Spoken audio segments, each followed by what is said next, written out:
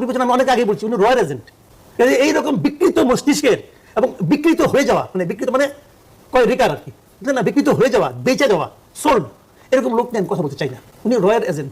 উনি বাংলাদেশে সবসময় একটা আওলা লাগাতে চায়। আমাদের এখানে আওলা লাগলে পরে কাল লাভ হয়, তার লাভ করছে, মুখে মুখে বলে যে ওটা করো না, সেটা করো না, কিন্তু আসলে রয়্যাল। আমি একটা সিম্পল এক্সাম্পল দিয়ে শেষ করি। উনি এই দেশ থেকে চোরাই পথে ভারতে ঢুকছেন, এর ভিডিও আমরা সবাই দেখছি। উনি কিন্তু কোনো বৈধ পথে ঢুকেন নাই। ওনার পাসপোর্টে কিন্তু ওখানে ঢোকার অথবা আমাদের এখান থেকে বের হওয়ার কোনো সিল নাই ইমিগ্রেশনের।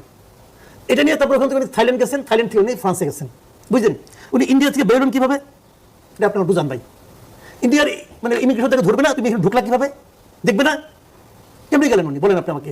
উনি কি ইন্ডিয়াতে নতুন পাসপোর্ট করছেন, কেমনি করে করলেন? তাহলে ইন্ডিয়া, তাহলে ওনাকে ইন্ডিয়ার এমন কোনো এজেন্সি হেল্প করছে যে কারণে উনি যেতে পারছেন। তার মানে উনি ইন্ডিয়ার পারপাসে সার্ভ করেন। এতেই প্রমাণিত হয় ইন্ডিয়াতে ওনার খুব পাওয়ারফুল কিছু লোকের সঙ্গে সম্পর্ক আছে। উনি ওখানে বসে ইন্ডিয়ার পারপাস সার্ভ করেন, মানে মুখোমুখি ইন্ডিয়াকে গালাগালি করেন আর ইন্ডিয়ার পারপাস সার্ভ করেন। ওনার